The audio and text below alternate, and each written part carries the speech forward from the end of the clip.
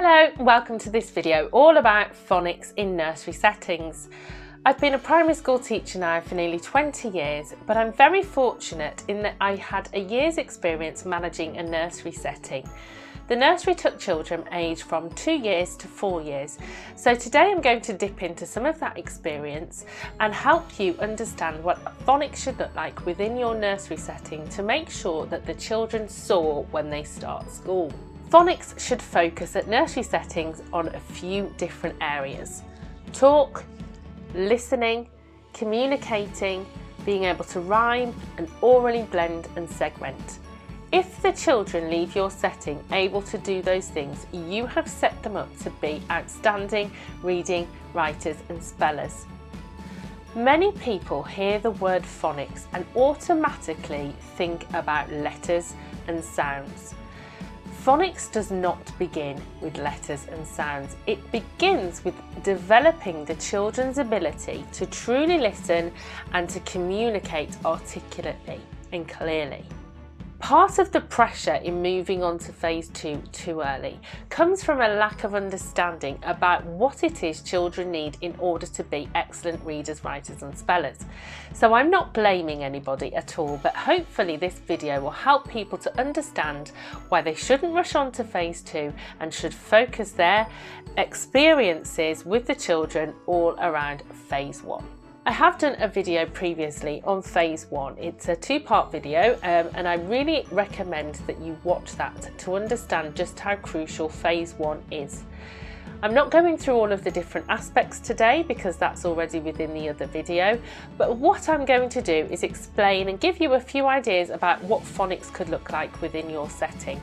I want to focus on the fact that phase 1 truly can be differentiated and challenging for those children who need the extra challenge and supportive for those children who need extra support. Phase 1 is the developmentally appropriate focus for preschool children, and I'm really passionate about that. I'm not saying that it's not possible for children to learn to read, particularly VC and CVC words before they start school. It is possible. I've seen it throughout my near 20-year career. However, what I've also seen is for those children, they at some point will come across a stumbling block and they won't have the skills from phase 1 to help them overcome that stumbling block. So I really want to make sure that people understand that phase 1 is crucial for all children, regardless of their ability. Early years practitioners within nursery settings need to make sure that they are delivering phase 1 experiences so that they deepen their understanding, they embed them, extend them, challenge and use them as a supportive tool where necessary. This is where the focus needs to be. So what could phonics look like within your setting? As I've said before, when people hear the word phonics, they automatically assume you are going to teach the children about a book. But we as practitioners need to not only make sure that all of the staff within our setting understand what phonics for preschoolers looks like, we also need to share this with the parents of the children within our settings. It's crucial that we share our approach and our ethos with parents. One, so that they understand why we're doing what we're doing, but more importantly, so that they at home can also do the same sort of things that you do with them in nursery, and then it's like a two-pronged attack with the children, making sure that they are hearing the same things at home as they are at school. And if we have that collaborative approach, we'll work together, the children will do better. So don't feel like you need to keep it a secret from your parents. You need to share with them your passion for delivering phase 1 phonics. If you start to feel a pressure from parents or from anybody else to deliver phase 2, I would urge you to explain to them that actually, if they want to really get the very best out of phase 2 to 5 on their journey to learn to read and write, then phase 1 is where we should be focused at right now. I've mentioned in previous videos before that the Letters and Sounds document by the DFE has an array of ideas throughout the book of games and activities and experiences that the children can have in order to develop Phase 1 skills. It's a brilliant document and gives you lots and lots of ideas. Make sure that the way in which you deliver these is something that you embed within your ethos and within your approach. There are lots of different ways you can approach this, and I'm just going to touch on some of the things that I used to do within my nursery setting. The nursery had a planning in the moment approach, which meant that we had no pre-planned activities led by an adult. We just had a well-stocked, well-organised, inviting, continuous provision that was all away every day, and when the children came in, they got involved in whatever they wanted to get involved in. Then later on, after maybe 10-15 minutes, once the children had all arrived and settled, there'll be some kind of signal to show the children that we were going to have a talk time where we all came together to say good morning and hello to each other, and we had lots of experiences and time together to develop those listening, speaking, communicating, rhyming, blending skills that Phase 1's all about. That was a very short period, and it would focus on just one thing each day. We didn't cover all of the aspects every day, obviously. We just made sure that the children had experiences of different things. A couple of our favourite games were the Noisy Neighbour game, which is in the Letters and Sounds document, the Explaining game, what is it for? Tell me more. Say the name, the explaining game, and then you have an object and the children get it and they tell you what the object is for. Your expectation for how they explain that within the explaining game depends on the ability and the age of the child, but you could really make sure that this game is developmentally appropriate. So if a 2-year-old says cup drink, that's brilliant. They're using the words and explaining to you, rather than gesturing and showing you what to do. Whereas the older children, or children who are a bit more advanced, might then use full sentences to explain that you have different types of drink within your cup, and you have to be careful because it's hot, and you have to be careful because if you dropped it, it would smash, and you would expect a lot more from them when they're explaining the purpose of a cup. You will play games like Silly Soup to play with rhyming. There are so many really great games within that. And if you want to go down the route of having a talk time every morning, then that's the sort of thing that you can include within your session. Lots of settings now have opted for a rolling snack time, where children go and get a snack from the snack bar whenever they feel hungry. Whether you are doing that or whether you are having a time where you all come together to eat snack, either way, you should use as an opportunity for developing those communication skills in more of a social way. Fortunately, sitting down and having a chat around the dining table every day seems to have disappeared with some families, and whether that's time constraints or whatever. I'm not judging, I'm just saying that for some children, they won't have experienced how social eating together can be. And this is a brilliant way of developing their listening and talking and communicating skills. It's important to differentiate between talking, listening, and communicating conversation skills. Very often you will have 2 children who will just talk at each other, and they're not really listening to what each other say. I did this, and I did this, and I did this, and I did this, and they're just talking at each other. Within the nursery setting, we need to make sure that we model for the children how to truly communicate and have a conversation. Modelling how you make eye contact, you listen to what's being heard, you think about what's been said, and then you respond appropriately to what they have said. So you can see then that Phase 1 again is really important within all aspects of your nursery setting: snack time, lunch time, all of those things. Without doubt, one of the best things we can do when we are delivering our Phase 1 is delivering it via stories together. And that doesn't all have to be we all sit down and have story time. That is most effective when you've got a child chasing you and pulling on your trousers to sit down and share the story with them. Can you read this to me? Can you read this to me? If you have children doing that within your setting, you are doing a brilliant job at really instilling a passion for reading within your setting. And I'm going to go on to that again a little bit later. Your continuous provision is by far going to be the most valuable experience of delivering phase one teaching, and that comes with your interactions with the children.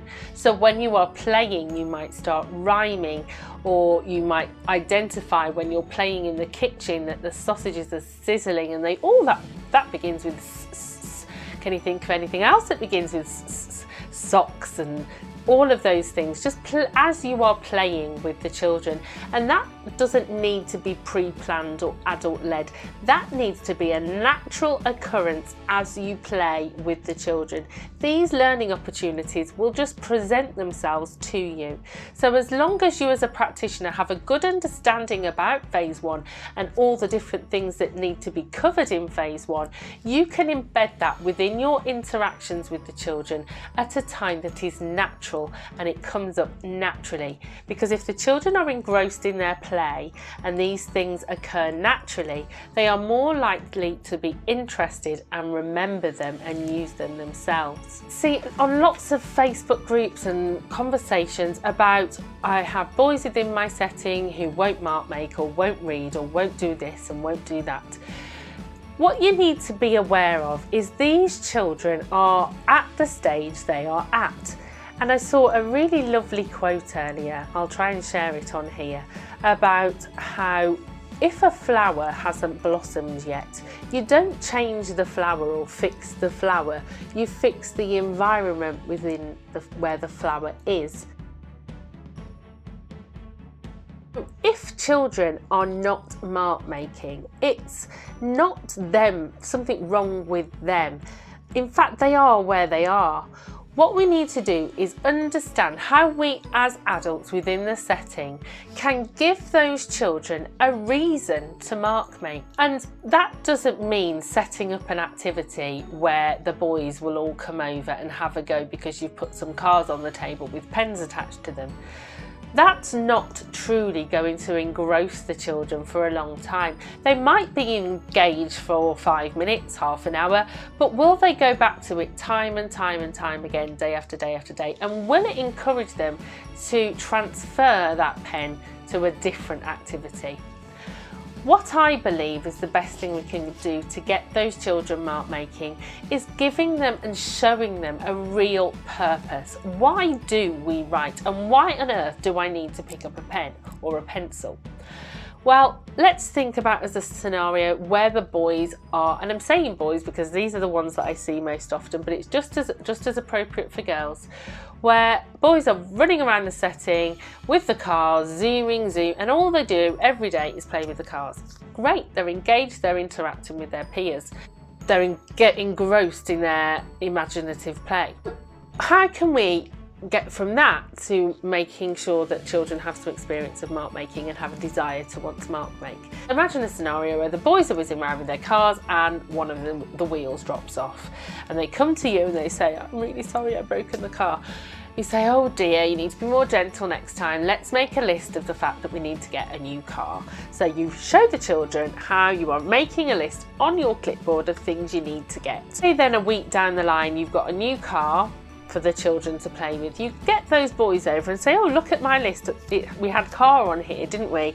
Here's the new car for our setting. We need to be really careful with this one and take care of it. Let's tick that off our to-do list now because we've done it. The boys will then start to see that actually, if we write things down, something happens as a result of it. Therefore, that writing has more of a purpose. Little interactions like that, naturally when they occur, will make a difference to the children in your setting. If you always have within your head the idea that you can make sure that any writing we do has a purpose, the children are more likely to want to do it. When I was within my nursery setting, we would have books where the children's photographs were, and they would be available for children to look at whenever they wanted with a practitioner. And the children like to tell you about the memories they had when that photograph was taken. As practitioners, we would listen to the children and then we would start writing down their words, and we'd say to them, this is so wonderful that I want you to remember this forever. So I'm going to write it down so that when you're older and you can read this yourself, you'll remember what you said. After a few times of doing this, the children then started to say, I want to write it myself. And their beautiful zigzag letters would start appearing all over their books where their photos were in. And this is a wonderful example of how, if you model for the children that writing has a purpose, they are more likely to do it. Any marks they do make on paper should absolutely be praised and celebrated and valued. This will encourage the children to make more, and it will just make the children realise that actually it's quite rewarding to put marks on paper. One of the subscribers on my YouTube channel made a really brilliant point, and I wanted to mention this because in my Understanding Writing Development video I talked about in depth all of the different stages that children need to go to be excellent writers. And this lady put a comment on there saying, never mention to the children the words, what is it, when you're looking at the marks on their paper. This can really undermine and undervalue what the children have done. And some children will start to think, well, if she doesn't know what it says or what it looks like, it mustn't be very good. Instead, ingratiate them in a conversation by saying, tell me about your work, tell me about your drawing, tell me about your writing. That's much more positive than what is it. What about those children who come to you and say, what sound does that say? What sound is this? I am not saying to you that you say, no, that's phase 2, we're not looking at that now. I'm not saying that at all. What I'm saying is there's a difference between practitioners planning to deliver SAT pins for their phase 2 phonics. That didn't come from the children. If they're not interested in that when they're in preschool, they are going to definitely not be interested in it when they start school, when it's more developmentally appropriate. So if you hold off, those children are going to be more engaged when they start school as this brand new thing that they've never seen before. So rather than adults deciding to move on to phase 2 in nursery settings, I would say, if the children come to you and say, what does this sound say? Tell them what it is.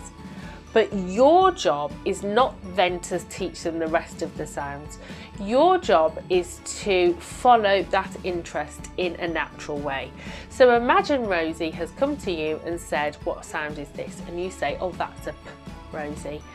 And then later on in the day, they're reading a book with you and they're pointing to the words and you're reading it to them, and they're really interested in running their finger from left to right. That's a new skill they've learned.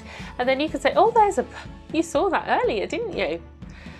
Then later on in there, for lunchtime, they have some peas and you can say, oh, peas starts with P. That's just natural following their interests without then surging ahead and teaching them the rest of the sounds, just engaging in the interest of that particular phoneme with that child. It's only that child that's shown that interest, so follow it with them. If other children then start to ask you to, of course, encourage that too, but through natural interactions as those things come about, not by sitting them all down and having a phonics session. It's not developmentally appropriate, and it potentially will switch them off when they start school and need to do phase 2. So phase 1 needs to be where it's at, but obviously engage with the children in their natural curiosity and interest as and when it arises. So I've talked to you about how important it is that we give children an understanding of why we write and a purpose so that they're more likely to mark make. It's just as important to give the children a reason and a purpose about why we need to eventually at school learn phase 2 phoneme and grapheme correspondences. And the way you can do that within your preschool setting is quite simply by sharing books. books all the time. And that doesn't necessarily have to be you all come down and listen to a story together.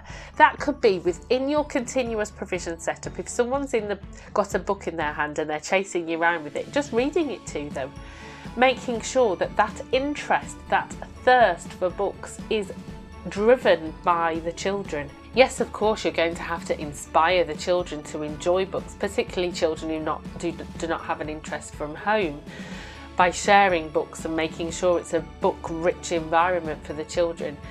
But what you want is for the children to be asking you for stories at every given opportunity, and not to wait until it's story time. It needs to be threaded throughout the day.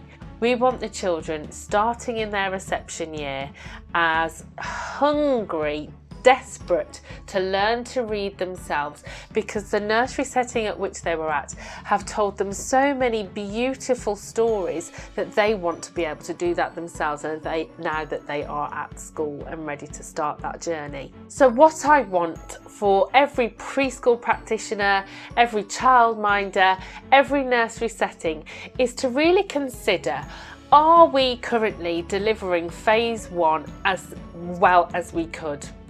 Do we really need to move on to phase two for our children? Are they able to be really articulate communicators? Are they able to have a conversation? Can they orally blend and segment words? So when we say to them, N, can they hear that it's hen? If those children cannot orally blend and segment, cannot rhyme, cannot identify alliteration, can't have a conversation where they truly listen, can't distinguish between sounds like banging on a piece of wood and banging on a metal bowl, they're not ready for phase two. We want the children to have all of those skills so embedded and so mastered that when they start school in reception, they literally just take off. And that's all about early years coming together and not having this ridiculous divide between nurseries and reception teachers not working together. As a reception class teacher, I desperately want to say to every practitioner out there, if you deliver phase one brilliantly, you are giving us the best prepared children that you can. Giving us children who are able to identify a few letters is not going to be as effective as those children who have covered phase one brilliantly throughout their preschool year. So I urge you to please take the pressure off. Don't focus on phase two. Look at phase one and truly embed that into your setting, your approach and your ethos.